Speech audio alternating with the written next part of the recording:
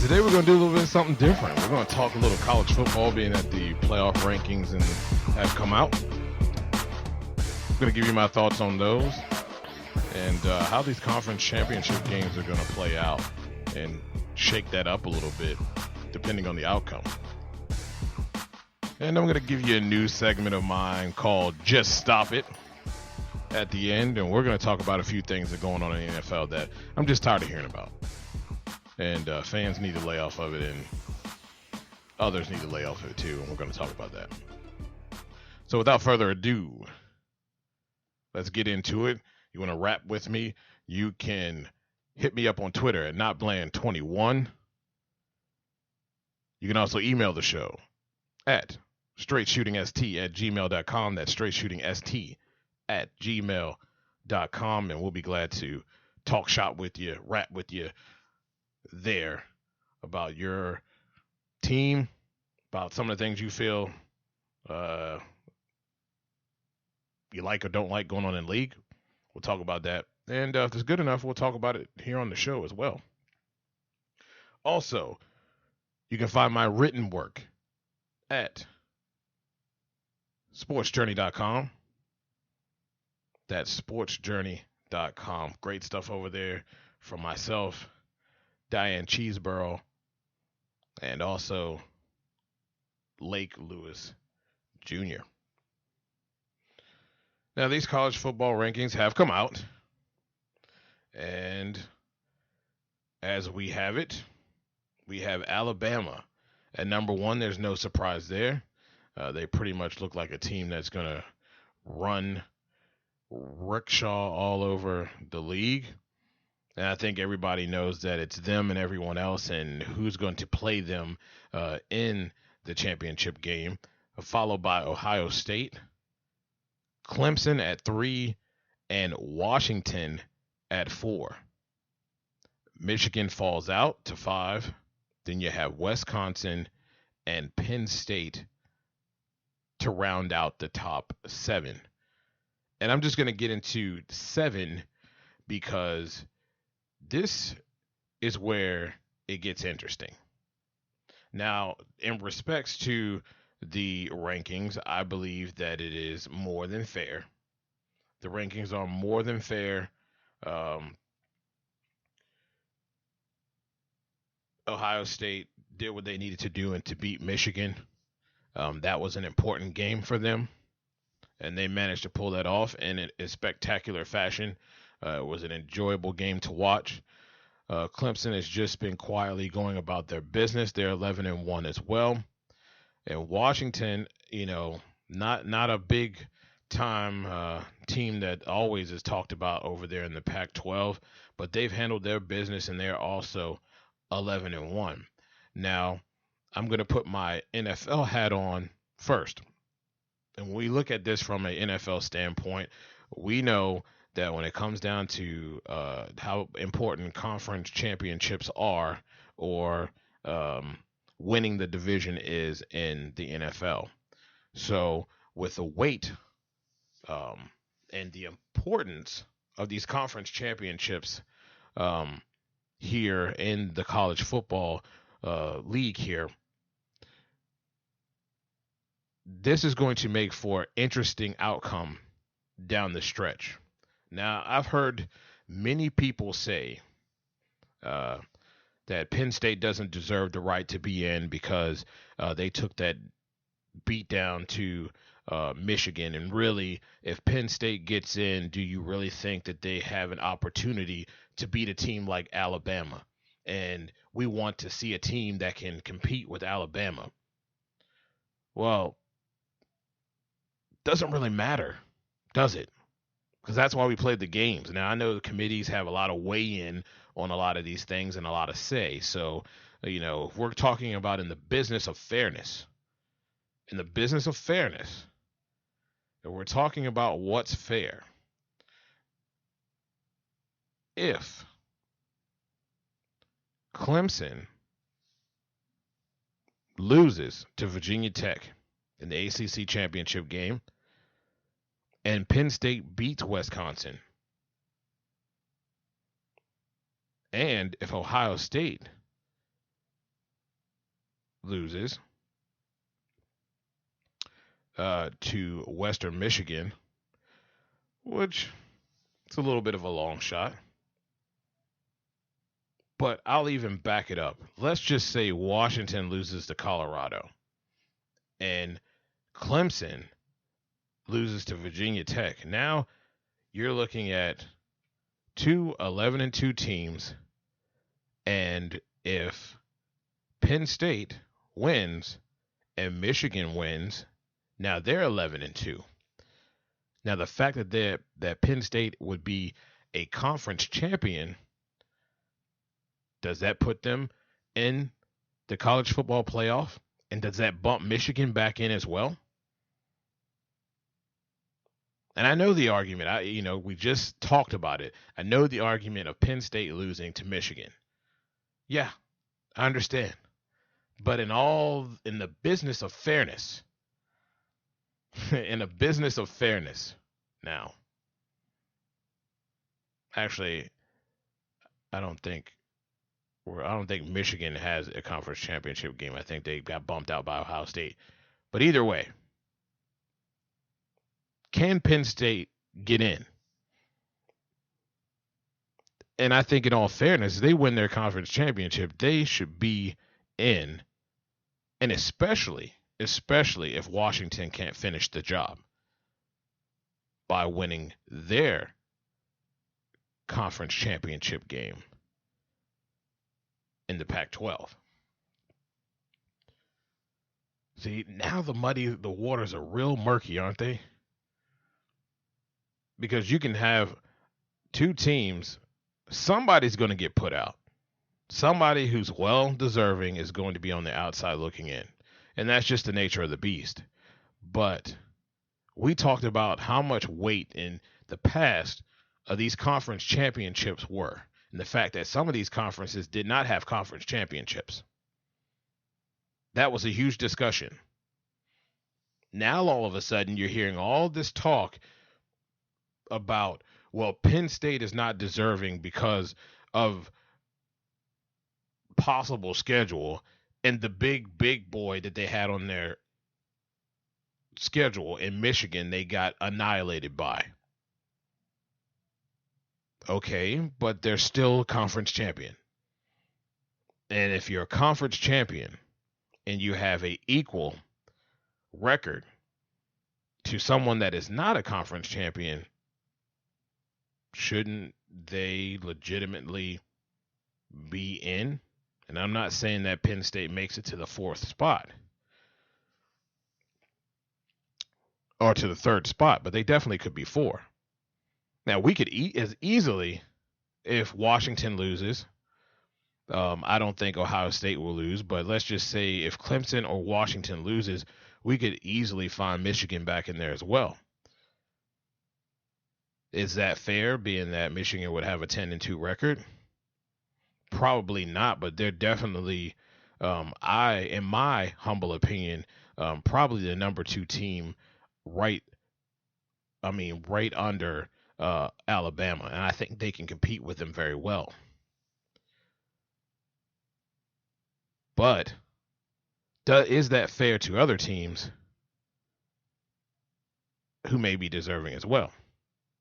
Who knows? But Michigan is probably the next best. But Penn State is going to have a hard time getting in, but they have to take care of business and win their championship game first. And if someone in that fourth or third spot loses, they're going to have to be considered. And quite frankly, I think they should be in that conference championship playoff run and have the opportunity to make a run to the national championship game. They're playing very good football, ladies and gentlemen. They're playing very good football. If you haven't been watching the Nittany Lions, my boss, my brother, Lake Lewis, alumni, so I see all the We Are going all around. So it is intriguing to me this season because they have been playing very well down the stretch. They've won some games that a lot of people probably wouldn't have expected them to win. If you're not watching Penn State, you need to watch them this weekend. I expect them to win. I think they will win, and I think they're going to muddy these waters up and make it hard for the committee to make a decision and to make it tough and force them to do the right thing. And I think the right thing is, if you're a conference champion, you need to be in, especially if Washington loses, especially if Clemson loses. Somebody, Penn State, has to be considered in there if one of those two loses. Now, this brings me to our segment, Just Stop It. This is just a lot of things I see going across my Twitter feed. And the first thing that I'll bring to the attention is Kirk Cousins. Yes, we are going to talk Kirk Cousins. And I wrote an article on sportsjourney.com. You can find it there, sportsjourney.com, about Kirk Cousins. And the fact that the Redskins quarterback woes are pretty much over at this point, I believe. Yes, he had a slow start, but he's playing phenomenal right now. Phenomenal, ladies and gentlemen. And yet, I still see people arguing the point that either there needs to be a wait and see approach with him, as if there's someone better out there on the wire. As if you're going to find someone better to take the reins of this team, whether it's in the draft or whether it's on the waiver wire. I'm sorry, but I'm not making a call for Jay Cutler. He's definitely not better than Kirk right now. Anybody want Tony Romo? He's available. Nope. Don't think so.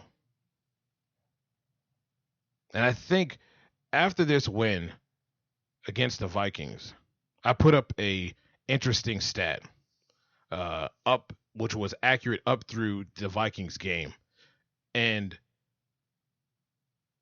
Kirk has been 487 out of 702 since the 2015 Tampa Bay Buccaneers game. You want to know what that is? That's a 69% completion rate. He has had 39 touchdowns, 10 interceptions, quarterback rating of 106.4. Oh, you want to know the record? 12, 6, and 1. That's darn good. That's darn good for any quarterback. And, I don't know what people want from him. No, he's not Tom Brady. He's not Aaron Rodgers. He's Kirk Cousins. And yes, Kirk does make some throws sometimes that make you go, why? But the guy rebounds like no other. And he's been doing that for the past 2 years straight. Now, this guy's betting on himself, has bet on himself, come in here, and he's got a lucrative, franchise tag, but he doesn't have a long-term deal yet. And after the Minnesota game, Green Bay, he lights it up again. 21 of 30, 70% completion rate, 375, 3 touchdowns, and you guessed it, no interceptions. Quarterback rating 145.8. Do I need to say any more? No, but I will. Let's go to the Dallas game. I understand they lost. Defense couldn't stop a soul. But what did Kirk Cousins do against the 10-1 or 9-1 at the time Dallas Cowboys? 41 of 53 for 77.36% completions, 449 yards, 3 touchdowns, and yes, you guessed it, no interceptions, for a quarterback rating of 120.7.